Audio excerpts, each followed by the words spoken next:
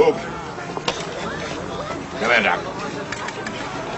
Hey, I gotta go. I'm working. Doctor, this is the mayor talking. All right.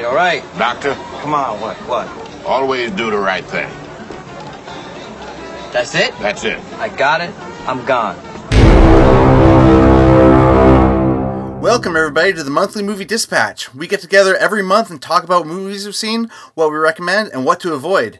What separates us from the other 10,000 movie-related shows is that we're high school friends, and we've been discussing movies for 15 years. We love talking film, and we'd be doing it even if no one was listening. I'm here today with all four of us. We got Brandon Bowlby in New York City. Hey, guys. Sean Bowlby in Seattle. Hello. Derek Deal in Everett. Hello. And I'm Nick Moffitt. So, in this episode, we're going to recap our summer movie wager. The contest is pretty much wrapped up, so we're going to go over the results on that and announce the winner. Then we're going to do some short reviews of what new movies we've seen this month before doing an in-depth review of Spike Lee's new film, The BlacKkKlansman. I guess it's not The BlacKkKlansman, it's just BlacKkKlansman.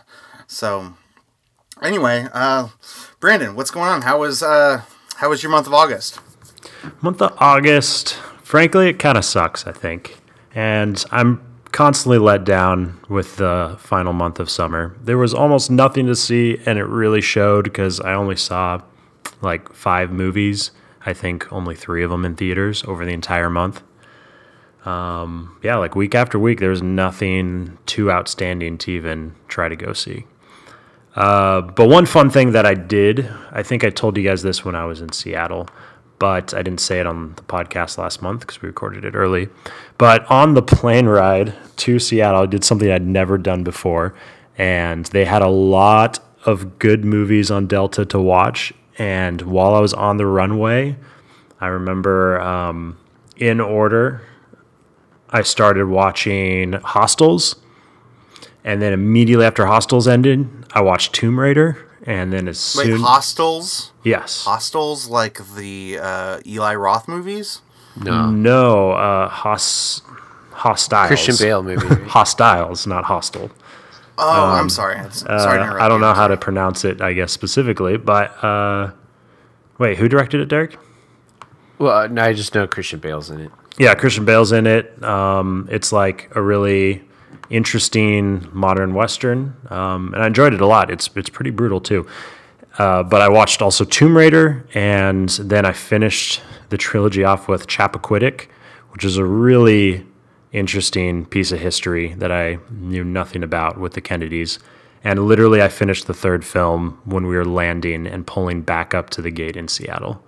It was awesome. 5.5 straight hours of movies.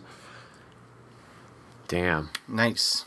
Anyway, Derek, so congratulations. You just had your baby. This is your first episode back. Mm-hmm. And I guess it's my first episode back too. We both had babies, but right. Anyway, how's that going? How has the baby changed your life? Immensely. Nothing's really the same. Slowly kind of working my way back into some of my hobbies and stuff. It's just so time consuming, but I was able to catch a couple movies, but none of them were actually like August movies. So I was able to catch up on a couple movies I was just really excited to watch. Like I watched American Animals. Ooh, nice. Which, yeah, I thought that was really creative way to make a movie. I've never really seen a movie done like that, but it was really great. And then I watched Upgrade, which is definitely gonna be a contender for me for end of year list. One of my favorite movies. So good. But that's all I really watched. Didn't make it out to the theater besides to go see BlacKkKlansman.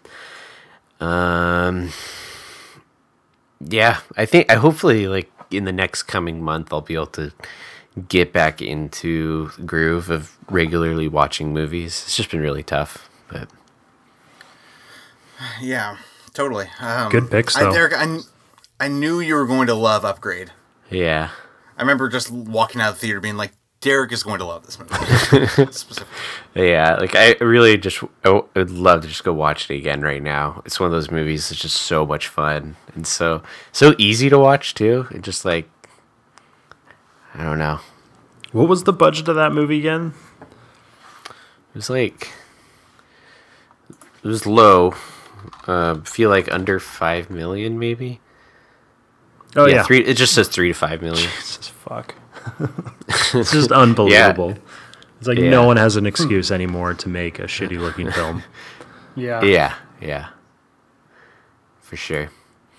I want to say, just mentioning how weak like August has been. I was just pulled up Box Office Mojo like stats for August, because in general August sucks, and this August has only made $440 million total for the entire month, which is pretty low, just in general. Right.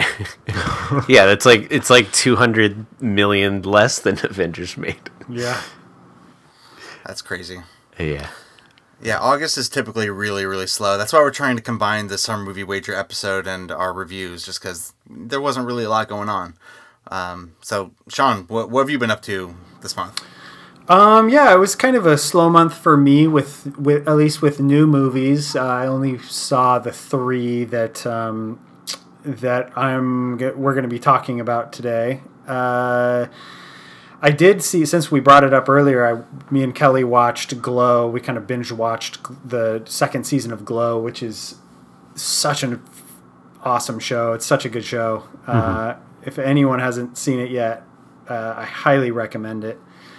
Yeah, it's been kind of slow since I did some vacation things, and I have been playing the shit out of God of War trilogy. I actually beat 1, 2, and 3 this month, and I'm going to start God of War, the new God of War game, when I get back from Iceland. But then I did watch for the first time Lethal Weapon, the original Lethal Weapon. Oh, far out! You never seen that before? I'd never seen that movie. No shit. Yeah. So that's a little gun on the mantle piece that, is that like should the come back original in the third buddy act cop of this comedy? podcast.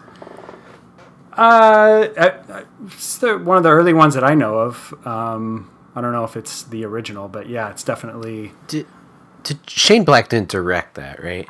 Yeah. No, I'm sorry. That was Richard like Donner directed it. Okay, but that was like Shane Black's like breakout script, right? Yeah. Yeah, that's about it.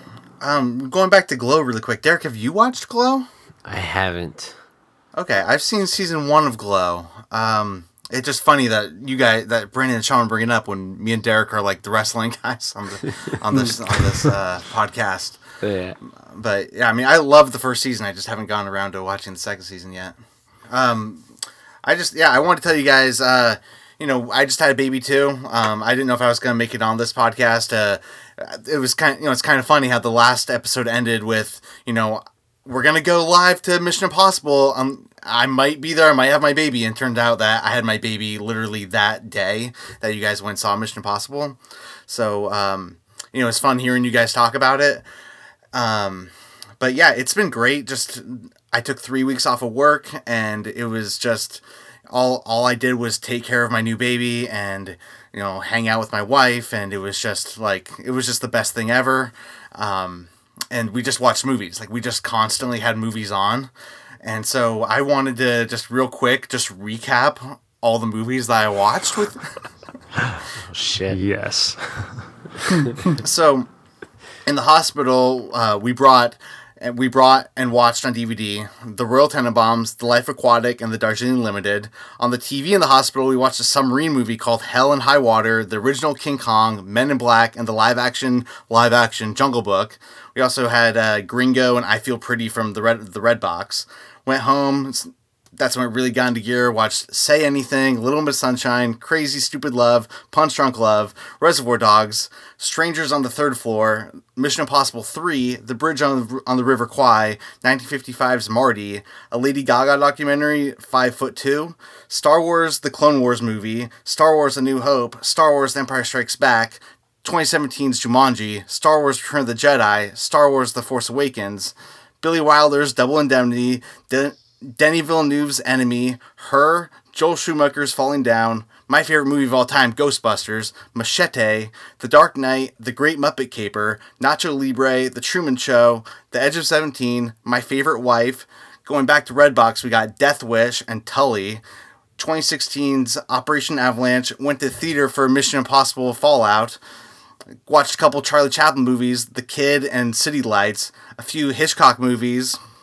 To Catch a Thief, Psycho, and Lifeboat. The 1956 Escape from Prison classic, A Man Escaped. Thor Ragnarok. Marilyn Monroe in The 7-Year Itch. Michael Mann's Manhunter, Brett Ratner's Red Dragon, Jonathan Demme's Silence of the Lambs, or Ridley Scott's Hannibal. Yeah, we watched all 4 of those Hannibal movies.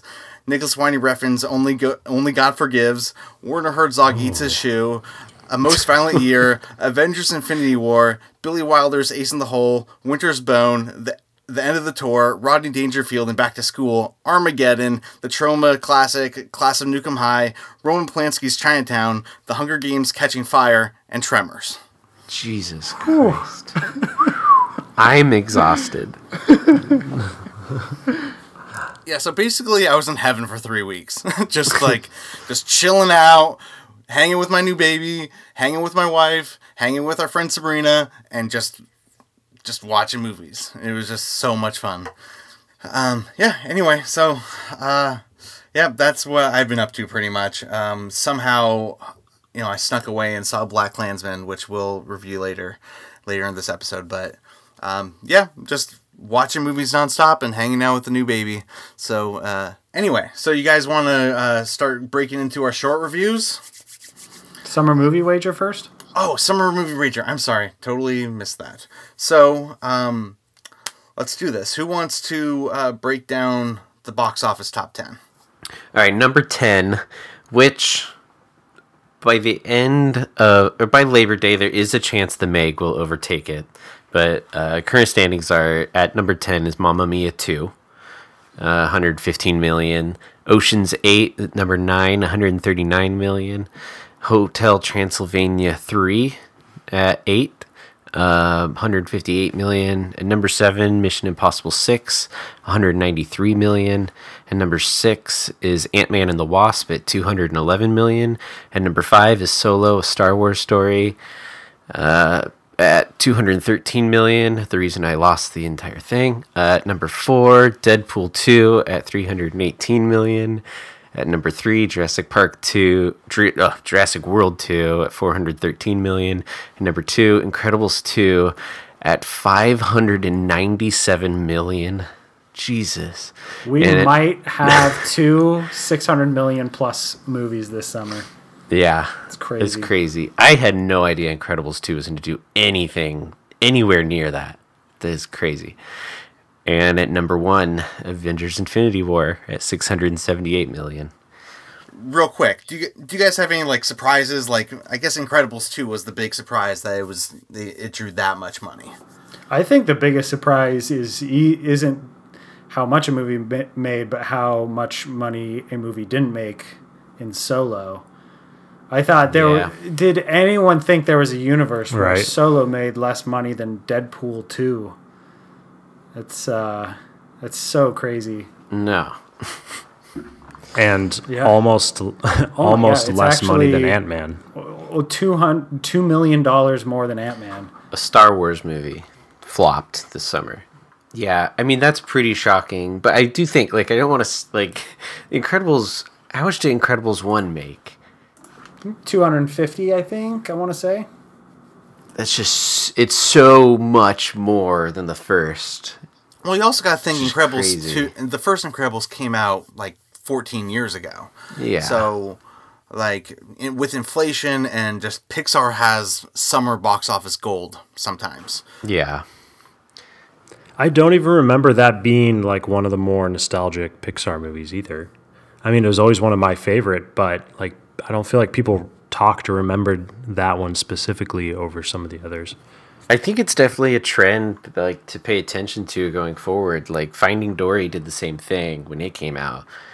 It just skyrocketed to the most, was the highest grossing animated film of all time or something like that.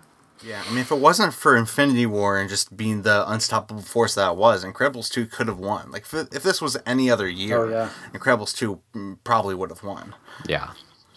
In the first Summer Movie Wager episode, I kind of mentioned that before this year, not once has a movie... So the only years that a movie is made over $600 million, there's only one other movie that made over $400 million. So it's always, there was never like two really, really high grossing movies. But this year we have Avengers, which made well over $600 million, Incredibles, which might make over $600 million, and Jurassic World, which has made over $400 million. Yeah. So it's the question for me was how much money can America spend on movies in one summer? It's more like how much can MoviePass spend on movies for America? That's true too. Summer. Yeah, that's a big question too. How much did MoviePass really affect the numbers? How much did Incredibles 2 bankrupt MoviePass? Yeah. It's crazy looking at it, too, because Deadpool 2, that's a hard R. Like, that's a R-rated movie that made... Yeah. I mean, the first one made a lot of money, too, but it's like, people talk about superhero fatigue. I mean, looking at this, it doesn't look like that at all. Avengers making almost $700 million. Deadpool 2, very R-rated, making $300 million. And Ant-Man the Wasp, which is a very light, silly comic book movie, making $200 million. It's like... And Incredibles too, which might be the reason why it did so well, is because it's right smack dab in the middle of this this comic superhero craze. I do think like Infinity War probably had a positive effect on the lighter movies too, because everyone went and saw Infinity War and everyone was sad and like depressed afterwards. Everyone wanted the lighthearted like superhero movie. That's probably, I feel like Incredibles 2, well, I guess Deadpool came out right there too, but Incredibles 2 I'm sure really hit a lot of that wake. And I think people were expecting Deadpool to be a more lighthearted, kind of funny comedy. Yeah. Lighthearted comedy, which it had some serious moments, but I think for the most part was. Yeah. Okay, so do you guys want to go over who the winner is? Yeah. Derek, do you want to go over that order? So Sean came in last place. Sorry, Sean. Sean was looking good for a lot of the summer. He was. He had Incredibles 2. You got the first two spot on, and I had no idea Incredibles was going to make it that high up the list. Yeah. It's the top five. I nailed down pretty well. I was, pretty close to spot on. Just Solo threw me off. Yeah. But my bottom five. Well, you got Mission Impossible right on at number 7. Uh-huh. But I mean, yeah, it's kind of the same with me. Like my top 5, Solo and Incredibles just like really screwed me over. I wish I had some way to I don't know. I really thought that it was impossible for Solo to fail. I didn't think there was a scenario in which it would, but it did. But I want to say I'm pretty proud of my top 10 still. I got 5 spot on predictions. Yeah, that's amazing. And somehow I'm still so far below. I'm still at if only you had heard of Hotel Transylvania 3. I know. And Mamma Mia. What the heck? Who sees Mom? I don't even know. Yeah. My biggest failings, I guess, are probably just because they didn't get me points on the board, is going to be Skyscraper and Life of the Party, which fall in at a nice number 17 and number 19 on the summer movie list. Whoa. So I came in at number 3.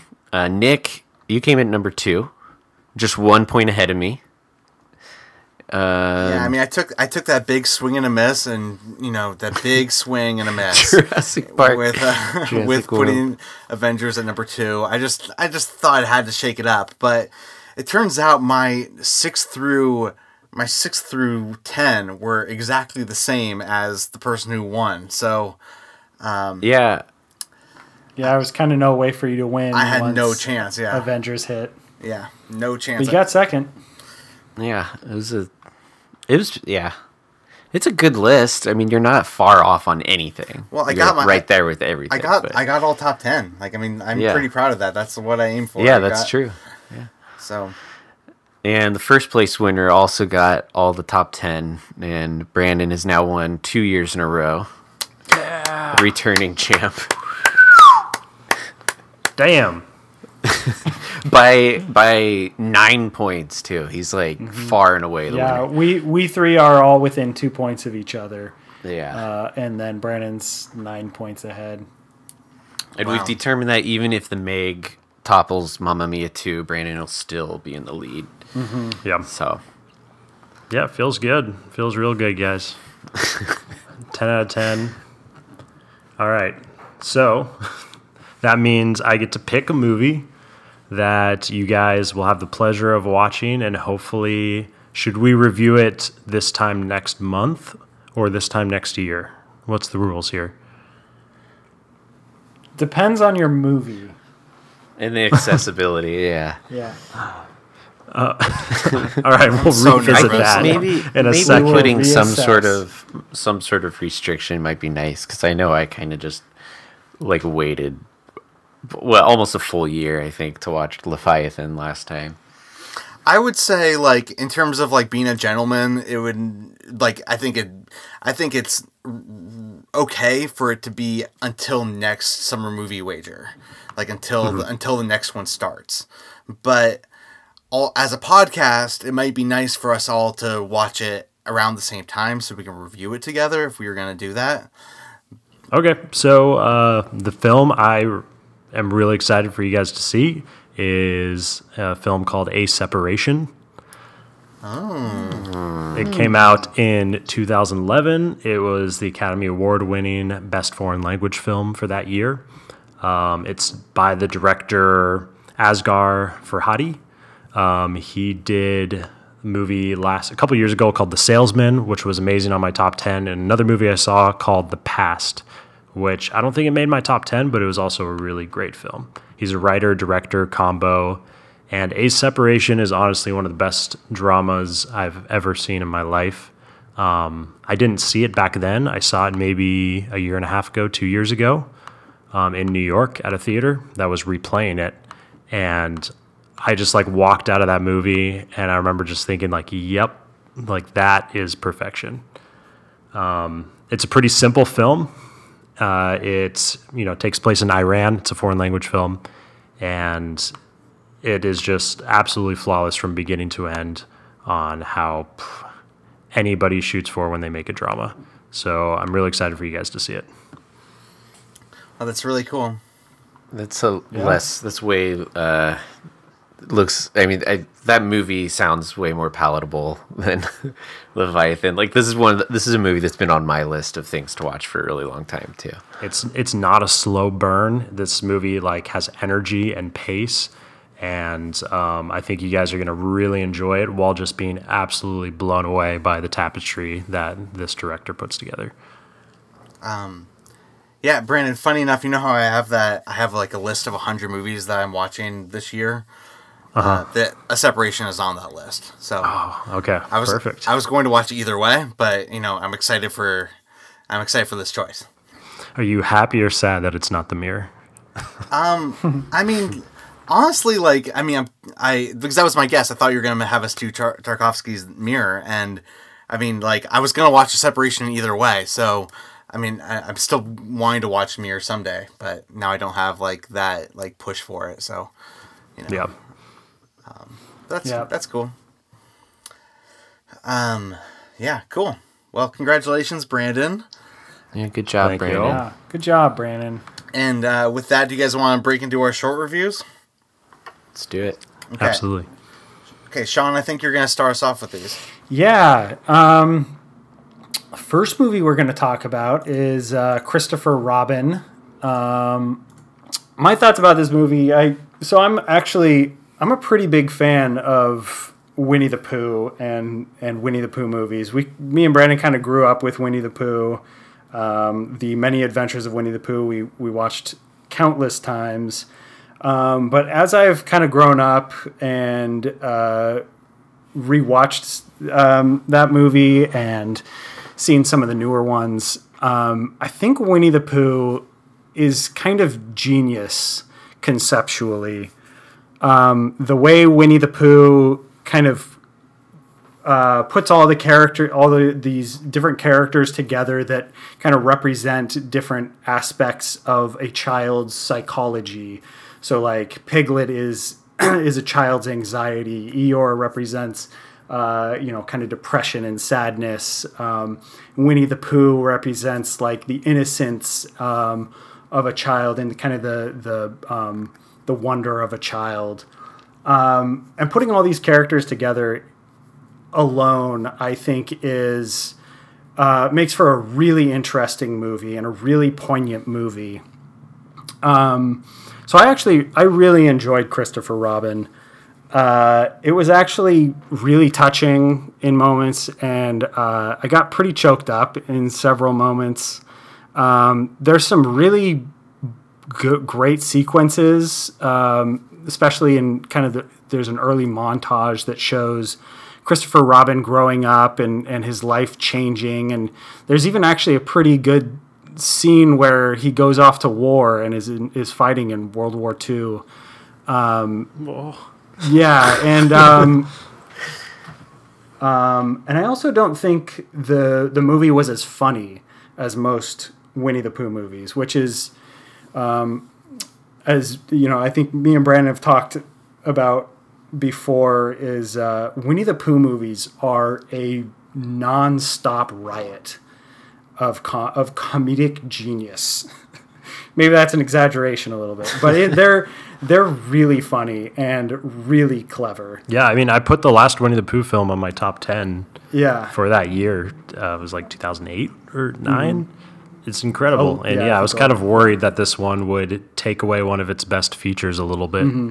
Yeah, it definitely did. Not that there weren't funny moments. There was actually a moment when I laughed out loud. For the most part, the movie was more poignant and kind of sad than it was funny. But yeah, that's about all I have to say. What'd you give it on Letterboxd? I gave it a 3.5 star. Yeah. Okay. Well, cool. So I'm glad you liked it. That's Christopher Robin. That's still in theaters now. I want to tell you guys about The Meg. So I saw The Meg kind of by accident. I was planning on seeing BlacKkKlansman, but then I missed the showing I was going to see and opened up MoviePass. And even though MoviePass has been incredibly unreliable and is dying a slow and painful and annoying death, it was available. So I was like, fuck it, I'll go see The Meg. And I mean, if you don't know about The Meg, it's the description of it is a deep-sea submersible pilot revisits his past fears in the Mariana Trench and accidentally unleashes the 70-foot ancestor of the great white shark, believed to be extinct. So it's basically, I mean, it stars Jason Statham. It's basically a giant shark, you know, and basically I feel like Jaws is a perfect movie, and it's the perfect shark movie, and you're not going to beat Jaws. So every few years, a new shark movie comes out that tries to do something different. You know, Deep Blue Sea came out, and that was smart sharks. And, Sharknado, those are silly sharks. This one, The Meg, is big shark. And, I think people were expecting it to be very, silly, Snakes on a Plane, and it wasn't that. It was directed by this guy, John Turteltaub. I don't know if I'm saying his name right, but that's what it looks like, Turteltaub. Yeah, that's right. And he did, the National Treasure movies, which to me are, very competent, regular movies. They're, the most movie a movie can be. Just I just watched a movie.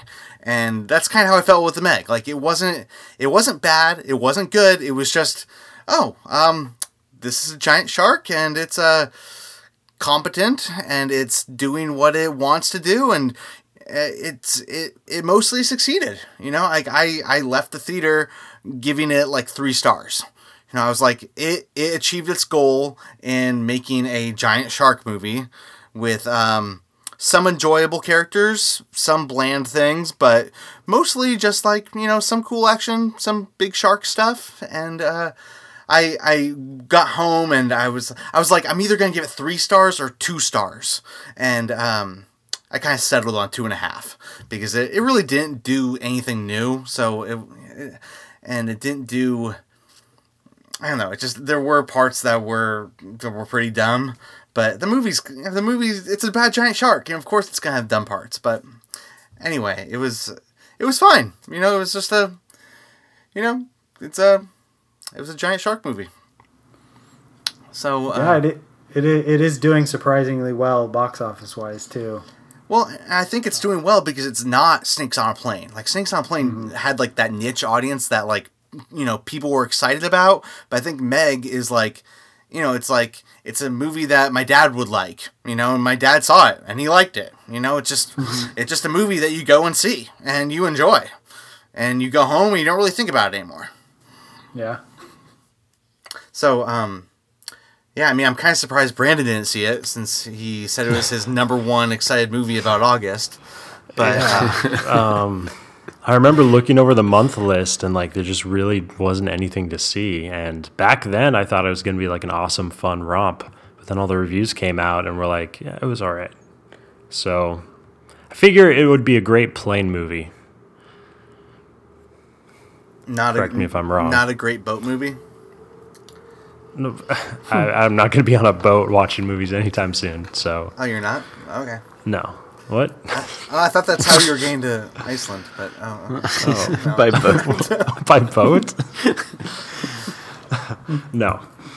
We do have a 2.5-hour ferry ride in Iceland. Maybe we should watch the Meg. Yeah, that's what he's talking about. It's scary as shit. Yeah, totally. I watched Australia on a boat once. I was in London though, so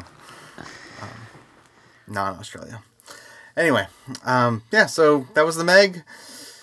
It's still in theaters now, and if it makes $10 million this weekend, Brandon's still going to win our summer movie wager. Okay, so the movie that I saw that I absolutely fucking loved is this film called Blindspotting, which seemed to come out of nowhere. A little recap is, while on probation, a black man begins to reevaluate his relationship with his volatile best friend. This movie takes place in Oakland, California. It's very much about that neighborhood or that city. It focuses a lot on gentrification that's coming up around these 2 local friends that had grown up there from the beginning. And it is a weird mixture of a stylized movie. It is one of those films that like bounces perfectly back and forth between like hilarious comedy and just like impactful moments that shut you the fuck up and make you just like gasp, while being incredibly creative at every single moment in every single scene. It's a lot like that other movie we saw last month, Nick, with style. Give me the name. Yeah, sorry for bothering you. Sorry to bother you. Yeah, it's a lot like Sorry to Bother You in the fact that this director is just like bursting at the seams with thoughts and ideas and technique in filmmaking. But I think this movie nails it, and actually like it lands and hits hard when it needs to. This will probably go down in my top 10 at the end of the year. I gave it 4.5 stars on Letterboxd. Another kind of cool thing about the movie is they worked closely with some of the guys from the musical Hamilton, some of the lyricists there. And I'm not sure if it was like Lin-Manuel Miranda, the main guy, but some other people. And throughout the movie, the main character kind of does these like half talking, half rapping, like little hip hop bits as he's kind of like explaining the world around him. Like kind of inner monologue things? Or? No, not inner monologue, like in real life. Like that's kind of his passion, but he doesn't actually do it. He just kind of like practices every once in a while. And the way that bit escalates throughout the movie and the fact that they were able to get these brilliant lyricists from the musical Hamilton, like as that aspect of the movie builds up, it is just absolutely stunning what they do with it. So that's a little side fact about the movie. But I can't wait for you guys to see it. And yeah. Cool. I'm really excited about that movie. I had a bunch of friends who saw it at SIFF, the film festival in Seattle. Oh, nice. So I've been hearing about it for months. So yeah, I'm excited for it to come out on DVD or streaming so I can see it. Little fun fact I just read about it: the two main actors are also the two guys that wrote the screenplay for the movie. They're phenomenal. They have tons of charisma. They do an awesome job. Anyway, so Sean, I think you're next. Next movie I saw is Crazy Rich Asians. I'll give you a little synopsis here. This contemporary romantic comedy based on a global bestseller follows native New Yorker Rachel Chu to Singapore to meet her boyfriend's family.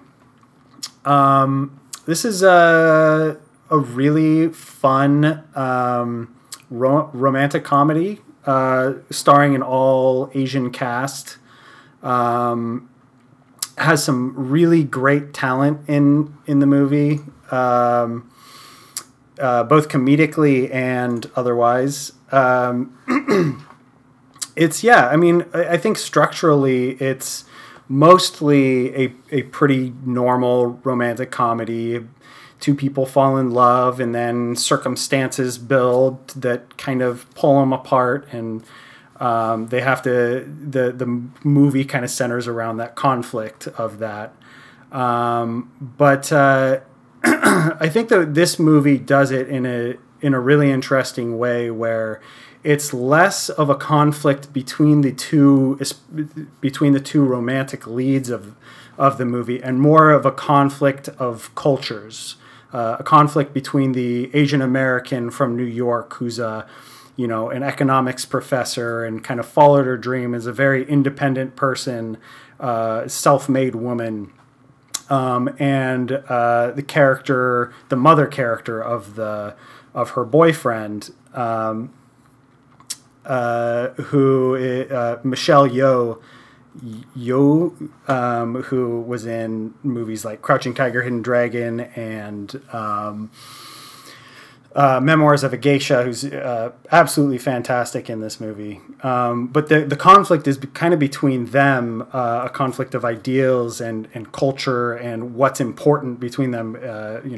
The mother character kind of has a focus on family and tradition and building a strong long-term kind of foundation that a family for many generations can live off of. I thought that was a really interesting way to do a romantic comedy. That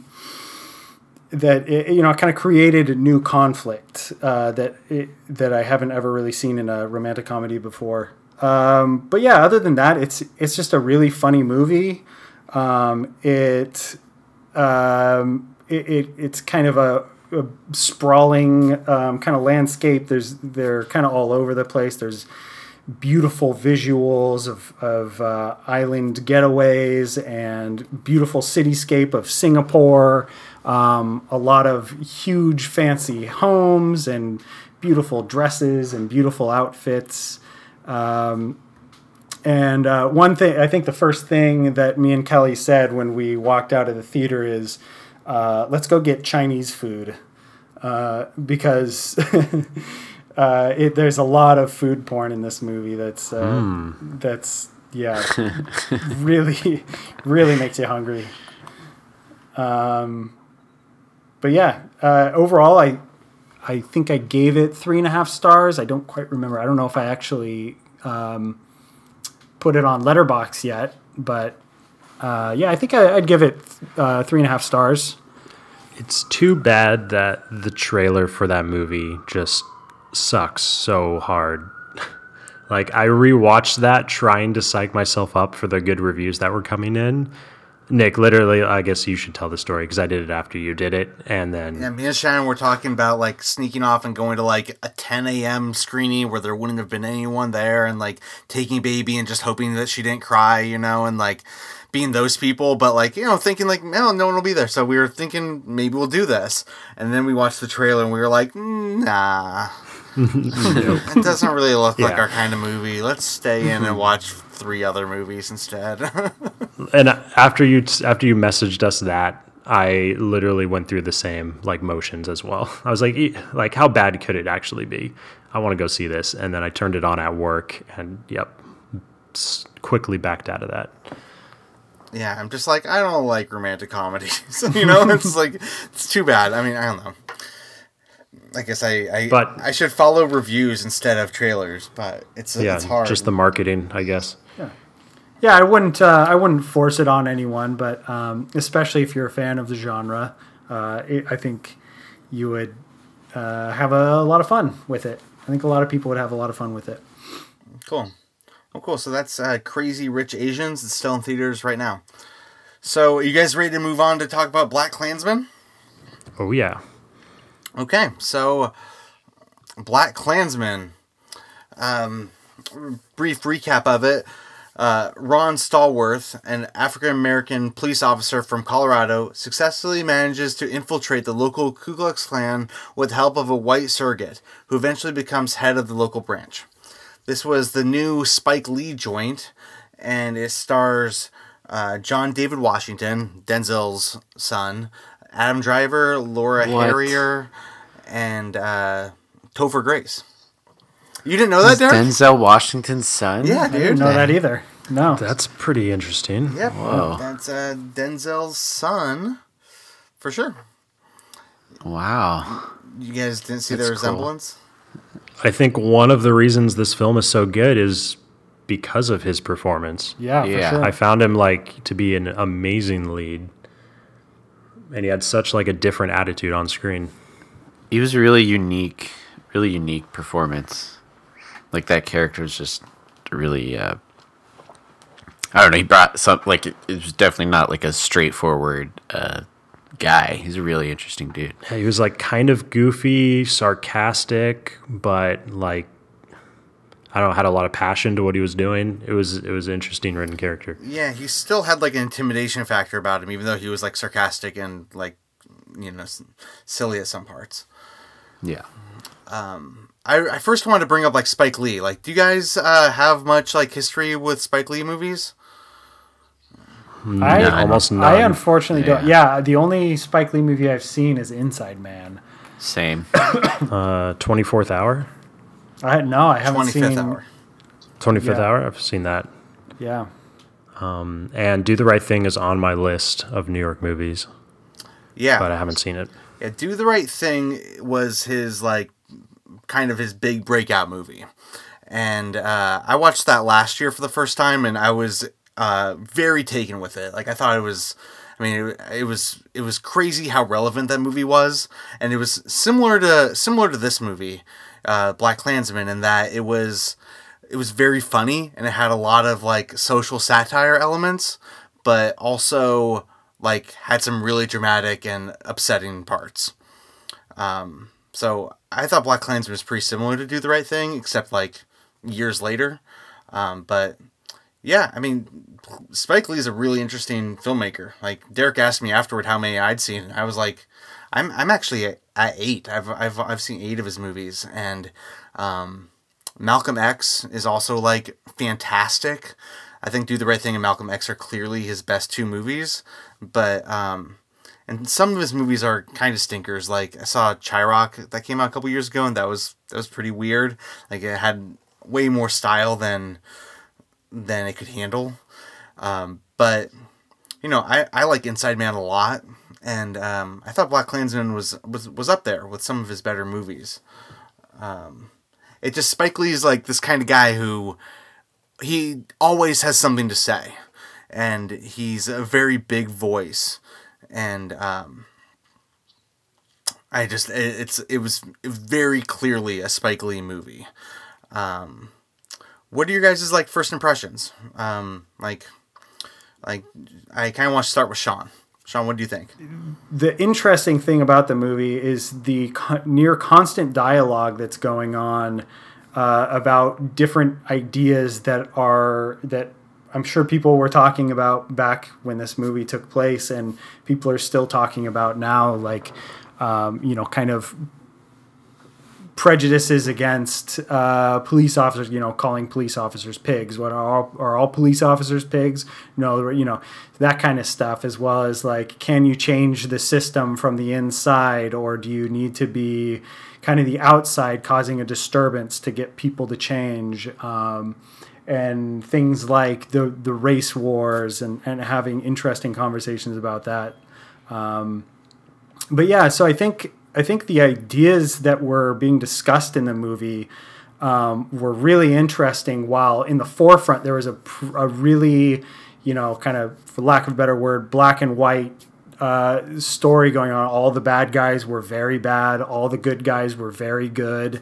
And the distinction between the two was very clear. And it was kind of had this black exploitation type of style going on throughout the movie, where the hero of the movie was a kind of a classic black exploitation film hero. But yeah, so yeah, I quite liked the movie a lot. I thought it was really interesting. I thought at some points it was a little heavy-handed, but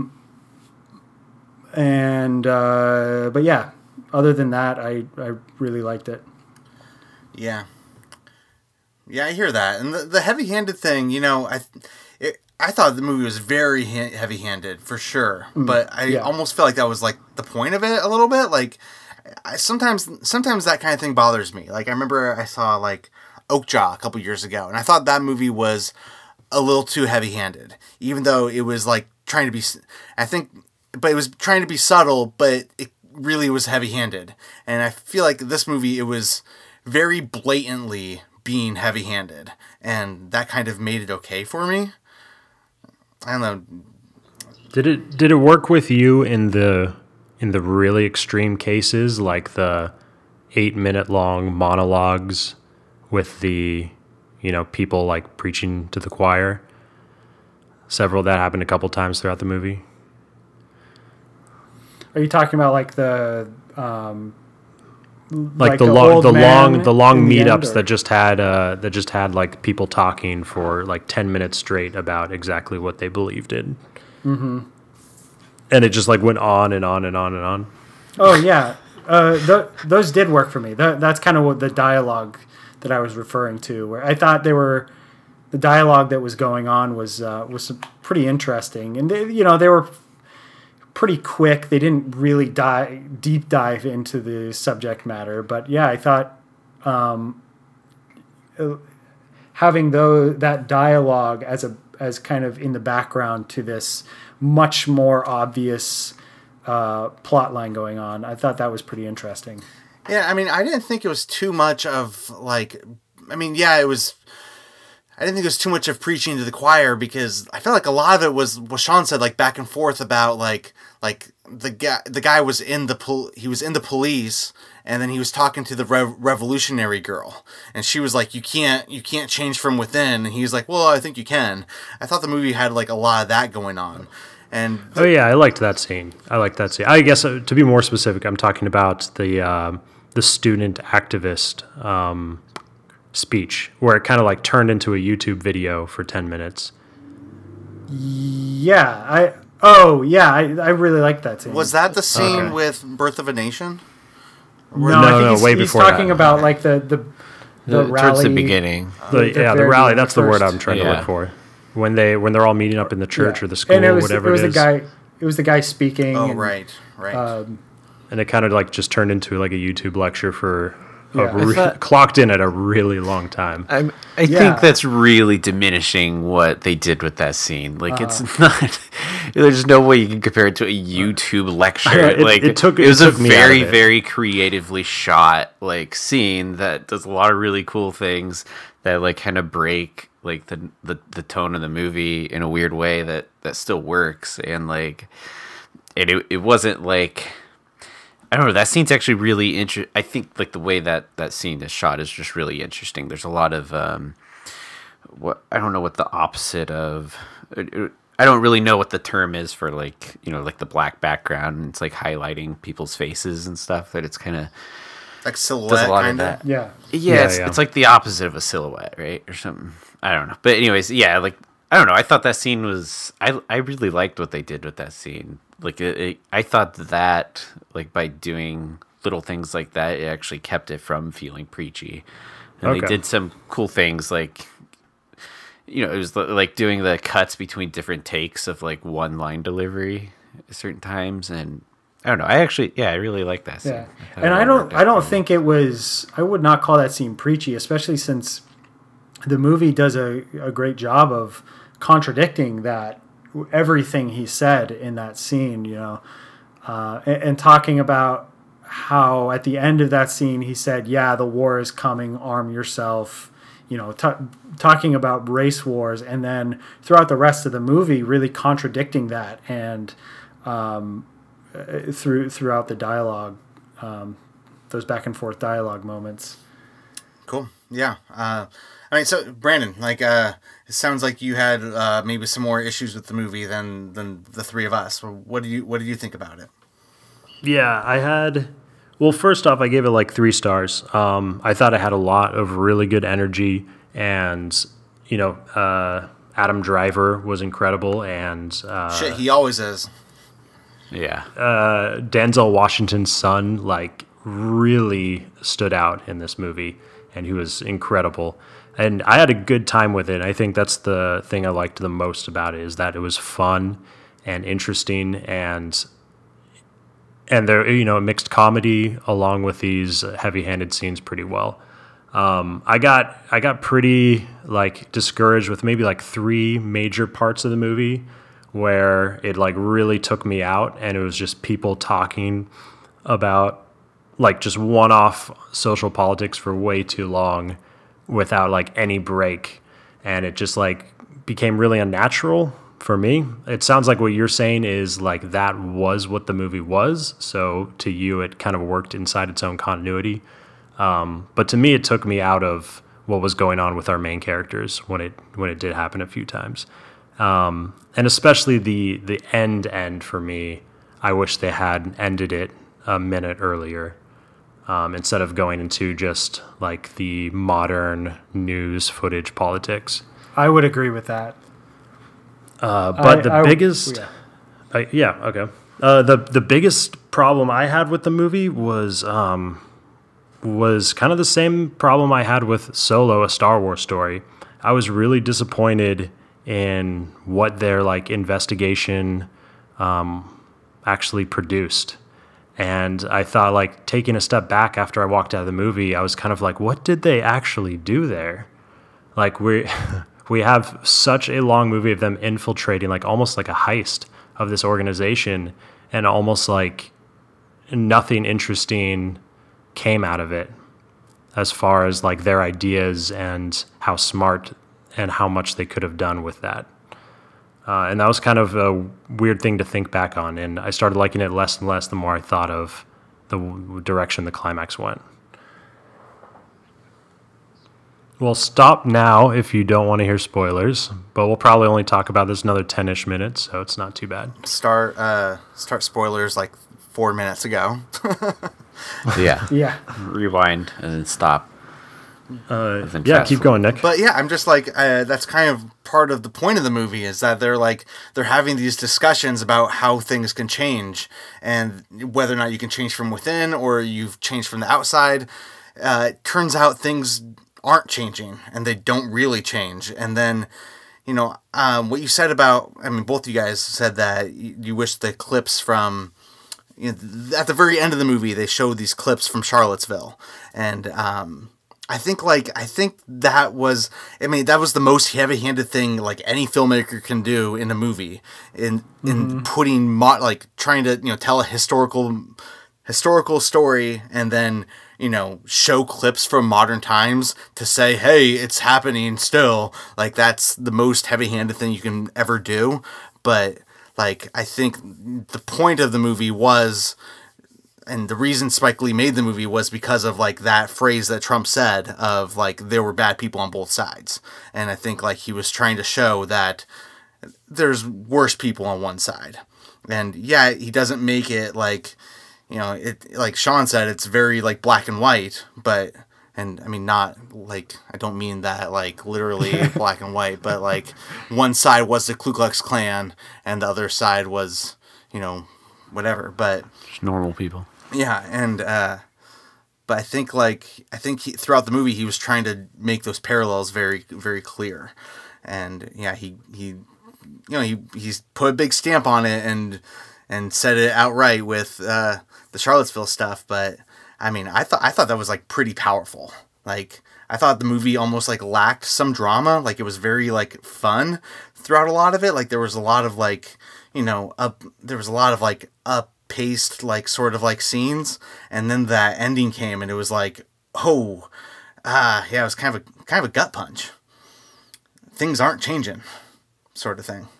Yeah, and also kind of to put that in context, now that I can talk about the ending, how at the end of the movie, aside from the fact that the case was buried, like the heroes win pretty much on every level of the movie. Like they, in a pretty like over the top way, like almost like it was a black exploitation film ending where they totally win against the Ku Klux Klan. There's even that ridiculously over the top scene in the bar where they get the crooked racist cop on audio, and everyone's there. It's like, oh, we got you, you son of a bitch, and get out of here. And then like he calls up the head of the Ku Klux Klan, the director or whatever of the Ku Klux Klan, and he's like, and he gets his moment where he's like, you racist, pig-headed, redneck piece of shit, and slams the phone down. And he got the hero got all those moments throughout the movie.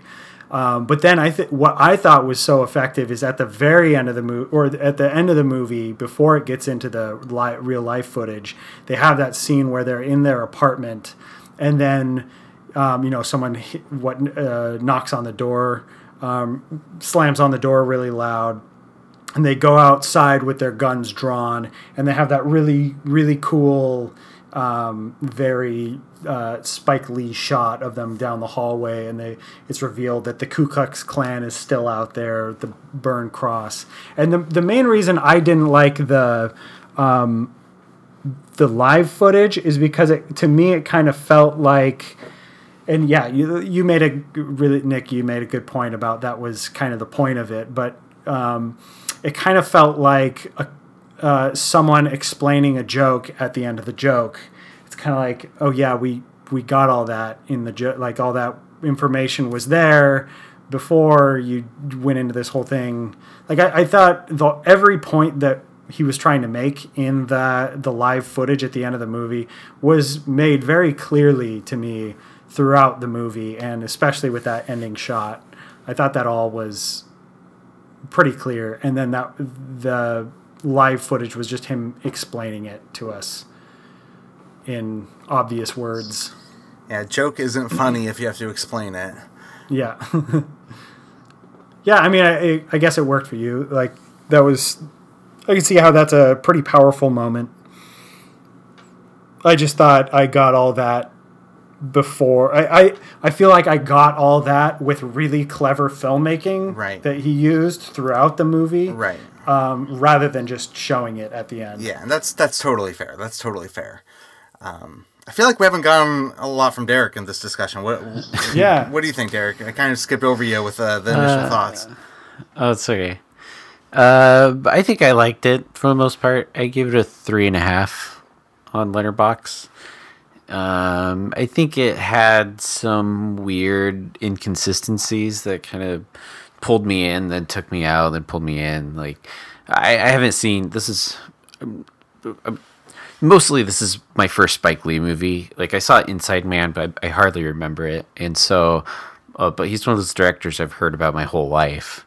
And so I figured that being as important of a filmmaker as he's been, that this, I guess I just didn't really know what to expect out of him. Like, I'm going to get like a more like Spielbergian, like safe kind of movie, or what kind of director is he? I thought that this movie starts out really creative, and I think that there were like a lot of cool things that they did throughout it, but like some of the weird things that this movie did, like some of the tonal inconsistencies, like as much as I love that the main actor that played the Ron Stallworth, there's just some like really weird things that they did in the beginning of the movie that like kind of set up like an expectation of this character, and they kind of just brush. I don't know. There's like a weird scene where when he first gets hired on at the police station, and he's like,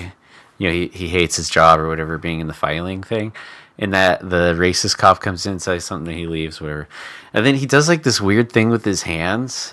I don't know if you guys remember that. It's like this really intense, like the camera like focuses on him, and he does like this weird like attacking, like punching thing with his hands for like 10-15 seconds. I was like, whoa, this guy might be like crazy. Like, I have no idea where this is going.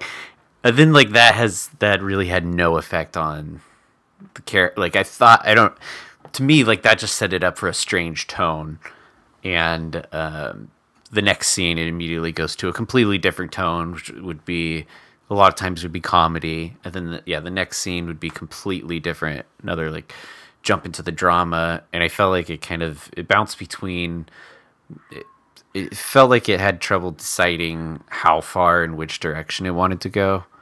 Like, there were some scenes that were so over the top silly that they were like complete jokes. They were just joke scenes that, you know, never really happened, but it's just completely just making fun of the KKK. Like, specifically, I'm thinking of like the scene with the main like bad KKK guy is in the bed with his wife, and they're just like talking to each other about like killing black people, and like they're just like smiling and like dreaming of all these different things they can do, and like it's so over the top and like in your face. Like, these are the worst people you can imagine. They hate black people, you know, they just want to kill. They're just like these bad, terrible people. And then like the next scene, it would go to, you know, like the rally or something really grounded, really real, and very like artistic. So a lot of that stuff that happens throughout the entire movie, and I think that was probably my take. The thing that really brought me out of the movie the most was just it seemed to be a really confident movie, and he seemed to do a lot of really cool creative things with it, but it just wasn't very consistent. And I'm okay with heavy-handed. I don't really mind it, and I think most of the stuff worked, but I would have liked to see more commitment, I guess, across the whole movie of which direction they wanted to go with it. And I agree with Brandon. I think like like everything that came of their investigation was kind of lackluster. And I know it's a true story, but like, I don't know, it wasn't. I don't mind if an ending is unsatisfying, because that's the point. But I don't know, like I felt like the ending of their case was just kind of happenstance. Like, they just didn't find anything of real value from it.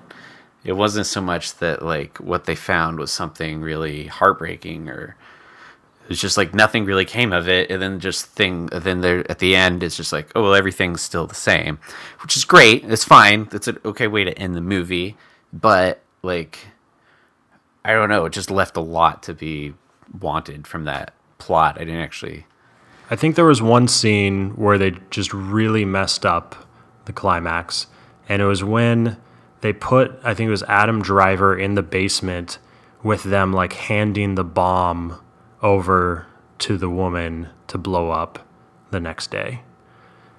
And them not doing anything about that the entire time, or that night, or throughout the entire next day when she has the bomb. Well, and I will say, And it like, was the like- actual climax of that whole sequence of her with the bomb was also really confusing. I thought she never set the bomb. Like, they did not make that clear at all. So when he goes and like pulls the trigger, I thought he was going to blow her up and the main character up. But then the car blew up, and it's just really confusing to me. I didn't get that she put it in the car. I totally got that.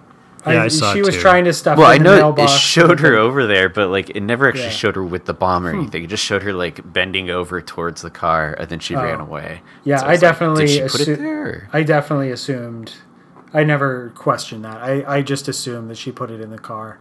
I mean, nothing they did affected any Yeah, of that. that Like, is if they true. hadn't have been there, everyone would have been fine, and the bad guys would have been blown up. Right. Yeah, that's true. Well, I mean, the cops wouldn't have came, and so they would have put it at like where all the people were protesting and stuff, right? Well, yeah, actually, I guess that did they tell the cops to be looking out for in that area, or I feel like he 'Cause she's- Oh, specifically. not for her. There's a line even that though they he knew tells- she had the bomb. No, he did say her name. I mean, not her name, Yeah, but he he was sends like, people look there. for this. Look for. He described her. I remember that scene where he like described the lady to look out for her. which one? Well, she was in the Adam Driver rally with him or- earlier that whole day. He definitely, because he watches like- her leave. He runs. He like gets in lets his her car. go.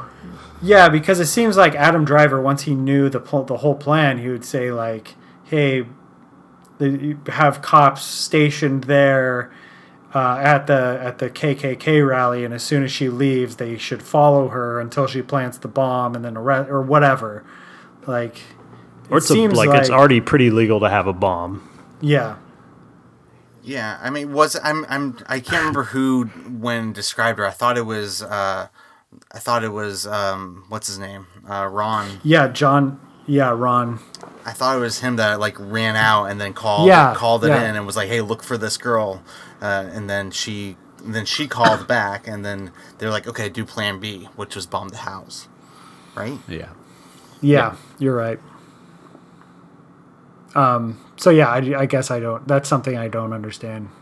Can't It was really just kind of messy, that whole climax. Like, and then Adam Driver's, they kind of built up this little mini storyline with him and his conflicts with the KKK and the guys he was dealing with, and that also didn't go anywhere, which was kind of disappointing. Like that I don't even think they really conclude that. It just kind of ends.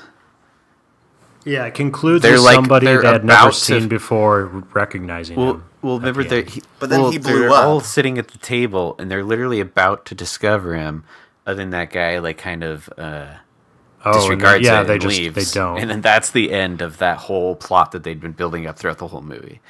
It literally gets disregarded for the other plot, which I don't know. For me, that didn't work at all. I think they could have found a better way to resolve that, because now that I don't know, like, that's unresolved tension that was there throughout the whole movie. It just kind of ended literally with the guy choosing like the other plot line's a little more important right now, so he runs off. Yeah, forgets. He literally chooses the other plot. Yeah, yeah, that's what he did. Yeah, one thing I will say we haven't really talked about is there were a lot of really intense scenes, really well done scenes that were just really tense and really fun to watch with Adam Driver in the, with the KKK members, and like them almost discovering him and figuring him out, but then him being clever and talking his way out of it. Like the lie detector scene. scene was my favorite. yeah, scene lie in the movie, detection I think. scene was So good. was really good. So yeah, there were a bunch of scenes like that throughout the movie. Yeah, and I don't want to sound like I'm harping on it. I actually really, really liked the movie, and I thought they did a lot more like creative shots and like just weird editing and stuff that it took a lot of chances that I wasn't expecting it to do amidst its heavy-handed storytelling, and so I really liked it for that. I mean, I think it's a solid movie overall. It works for the most part, but I will say, like, after watching that movie, and you have all this, I think the reason why the footage at the end of the movie works is because of the context in which this movie puts it in. Like,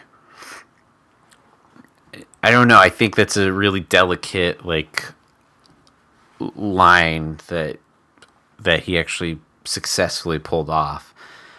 After watching all that, and then that footage at the end it's a lot more shock. Like, I've seen that footage before, back when it was on the news, and while it's horrifying, for me it almost felt even more shocking coming at the end of this movie.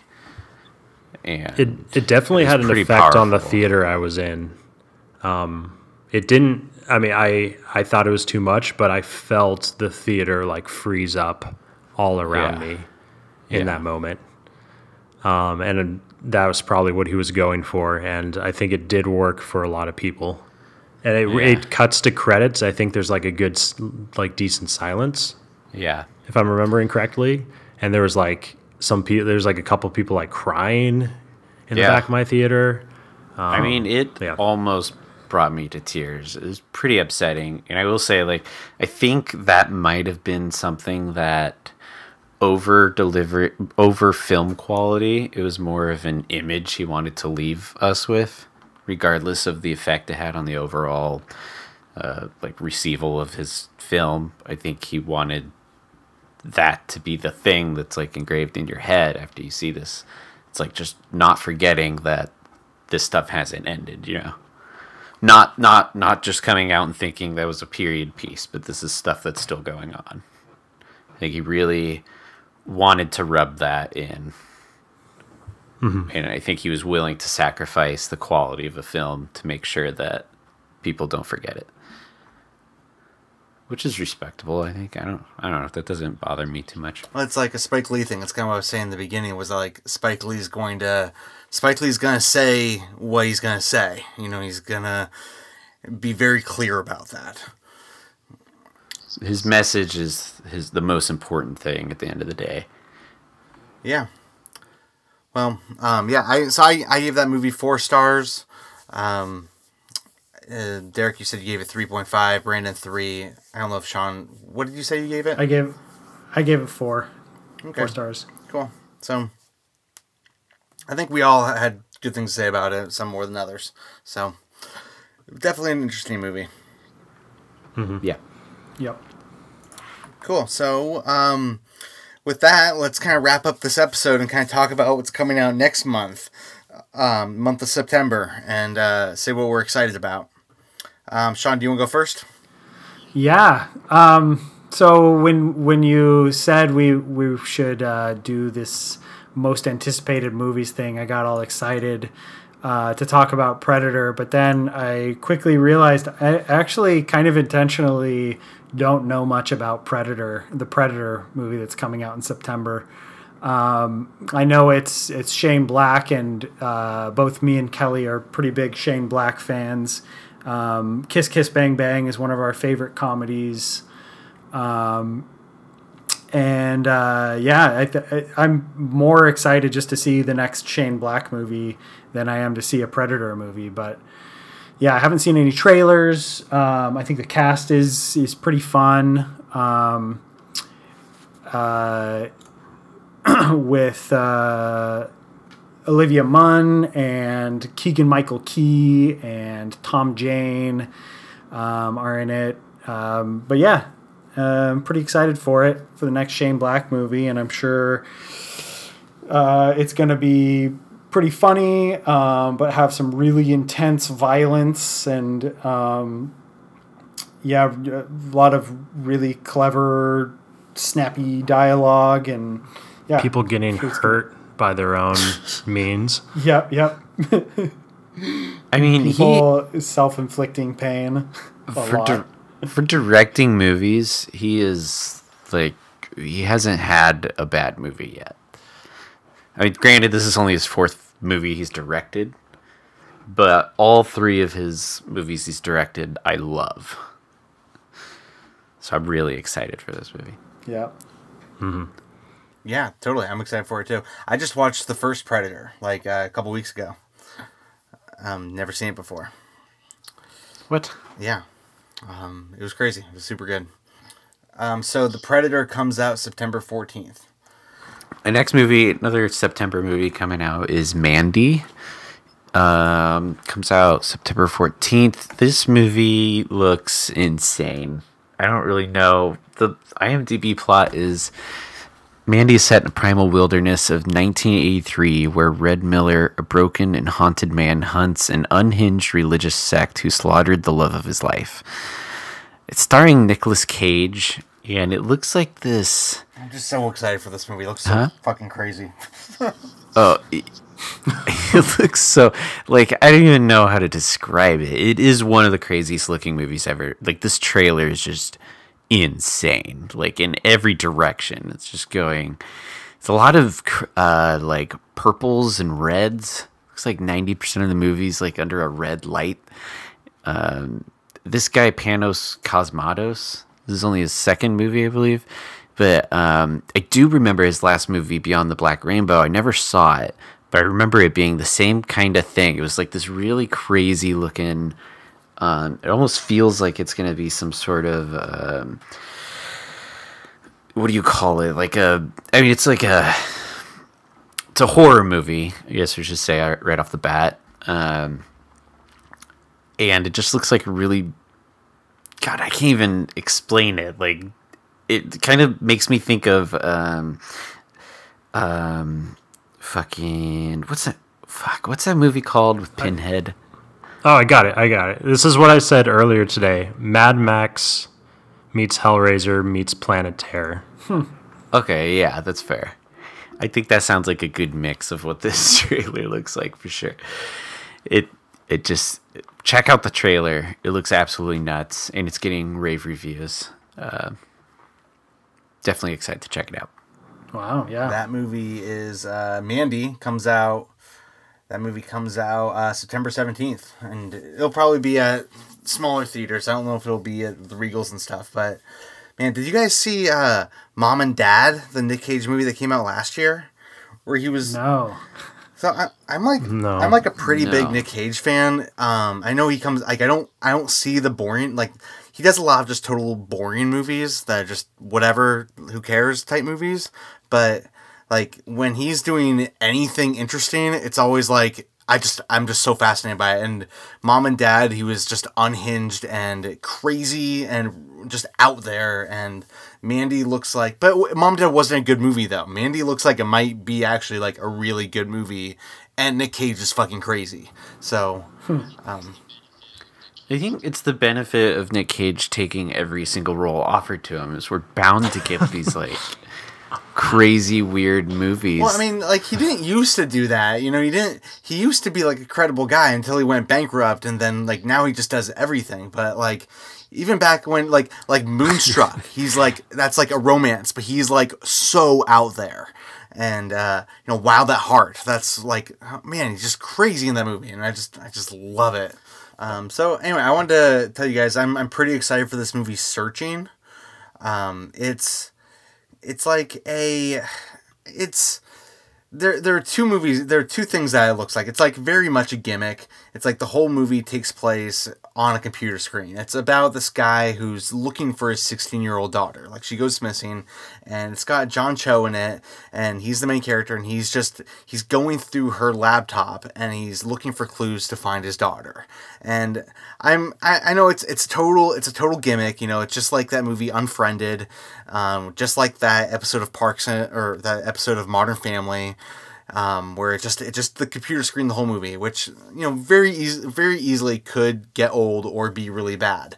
But honestly, I thought Unfriended wasn't bad. Actually, Unfriended's totally fine. Yeah, totally works. I like Unfriended, and so I'm interested in that gimmick. And something about the trailer just really caught me. It was one of those trailers where I was just kind of sucked into the mystery right away, and I'm just eager to see where it goes. So and it's getting pretty. People are loving it. Yeah, it's getting good buzz.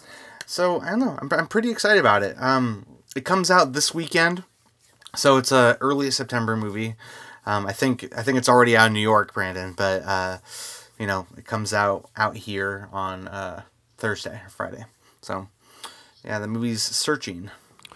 So the movie I'm excited for is called The Old Man and the Gun. This is David Lowery's new film, who's become one of my favorite directors.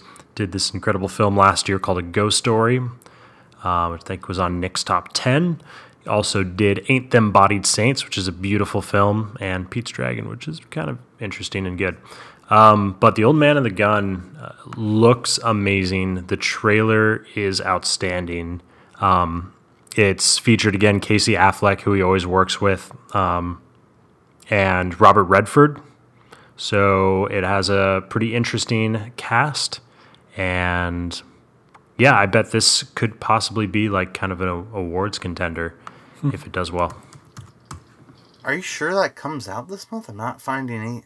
September 28th. September 28th. September 20th. End of September. Ooh, that is interesting. We might not necessarily be able to review that in time. Yeah, I mean that might be, and that might even be a New York release date and not a, Seattle release date. Well, just everyone be aware of it. It'll probably be in talks for this fall. Cool. So yeah, with that, those are the movies we're excited about. So let's wrap this up and say goodbye. Thanks for getting together and doing this, guys. It's always a blast. I'm Nick Moffitt. Where can you guys be found online? You can find me on Instagram with Brandon_Bowlby or on Letterboxd at Beb. And Sean? You can just find me at Letterboxd at Bulbinator2. Cool. What about you, Derek? You can find me on Letterboxd at Chicken Tack. Cool. Yeah, we're all on Letterboxd. I'm Mothman23. And this has been the Monthly Movie Dispatch. So thanks for listening. Bye-bye. Bye. Bye. Bye.